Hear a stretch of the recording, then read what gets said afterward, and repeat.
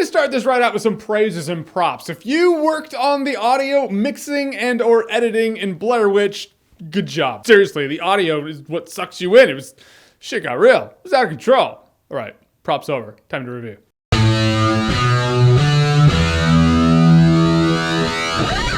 Blair Witch. So Blair Witch is a sequel to the 1999 godfather of found footage movies, The Blair Witch Project. Not really the second one, because the second one, in its own meta way, takes place outside that movie and in our own world. It's keeping it vague for you, this footage is found, put up on YouTube. This dude's like, hey, I think my sister's lost in those woods. I think that's her. We gotta go find her. So a crew of people go to the woods of Burkittsville, I think it's Maryland, and they're looking for his sister. Now bad shit's gonna happen. And starting it off, I'm gonna let you know right now, this movie takes a bit to get going. Yes, so did the original Blair Witch Project. Yes, so does every other found footage movie worth its salt. And it's a negative as you'd stand here and say it, but is it really a negative? Because it seems every found footage movie that just starts out trying to just hammer it over your head. All right, exciting shit. Those are the dumb ones. Those are the ones that you just don't give a shit about and you forget about right when you leave the movie theater. The ones that last are the ones that take time to build. So hey, here you go. Props, movie, for doing the long game. This movie has more than a few creepy parts. Yes, it also has more than a few familiar parts also. If you look at a lot of the situational circumstance in this one compared to the Blair Witch Project, it's the same thing. I mean, the same shit happens. However, I rolled with that with Creed. I rolled with that with The Force Awakens. The Blair Witch is not going to be where I draw the line. I'm like, nope, no more. Because I know the formula at this point. The formula is when you have a movie that set up a franchise or a genre, and it's been so many years between that movie and this sequel that you want to do, you're going to make the sequel echo a lot of things from before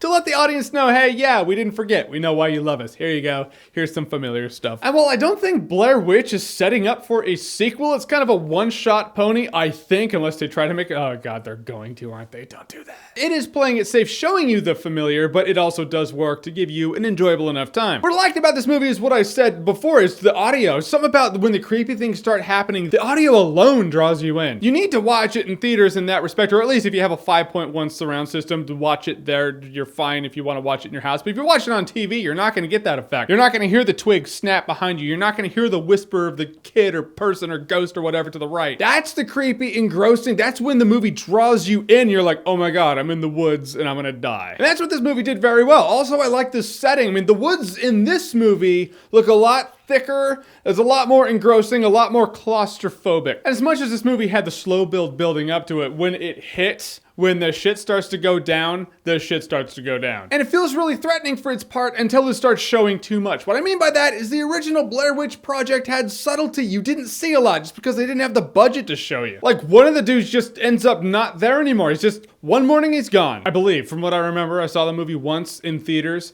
The reason I didn't see it again is because the last 5, 10, 15 minutes of the Blair Witch Project is the creepiest ending of anything I've ever seen ever, so I only saw the movie once. Could be a completely different thing now. I mean, I could watch it now and be like, why was I so freaked out? But at the time, scared the piss out of me. So the point is, in the original Blair Witch Project, a dude just vanishes. In this one, they have to show you what happened. I mean, when people start dropping like flies, and they do, the movie has to show you how it happens and what happened to them. I was thinking it would be a lot creepier if just people just started just disappearing. You don't know where they went, but they're calling for their names, and before you know it, it's like, where did the other person go? That kind of stuff creeps me out more. Because it makes it feel more real, and the next time you're camping with your friends, you just look around, you're like, are they all here? That's how a movie really invades your reality, is when they make things more subtle, so you can project yourself into there. That's what subtlety allows the audience to do. This movie, though subtle in parts, wasn't as subtle. It had to show you a lot of stuff. However, again, with the end of this movie, I was at the edge of my seat. I mean, it was all going down. People are running. People are scared. I'm just like, I'm there, biting my nails in true Blair Witch Project, Blair Witch fashion. Guys, in the end, Blair Witch does its part to carry the torch of the first Blair Witch Project. It's also the greatest marketing rope-a-dope in cinema history. So, did you guys know about that? There was a movie called The Woods that was coming out. No one gave a shit about it because they're like, we already saw the forest. And then at Comic-Con, they were like, hey, here's the woods. By the way, it's Blair Witch. Now you know. And everyone at Comic-Con was like, what, the fucking Blair Witch sequel? Who knew about what? If this movie sucked ass, I would still love the shit out of that. But Blair Witch does its part. Nothing is going to recapture the creepiness and subtlety of the original Blair Witch Project, but Blair Witch did have its fair share of creepiness. The audio is great. I love the ambiance. I love the claustrophobic feeling of these woods. It has its very strong familiarity to the first one, but it also has its cool stuff. I will say Blair Witch is definitely a good time. No alcohol required. All right, guys, so Blair Witch, have you seen it? What did you think about it? Or what's your favorite scary movie of all time? Whatever it is, whatever you think, comment below, let me know. And as always, if you like what you've seen here and you want to see more, click right here to see more.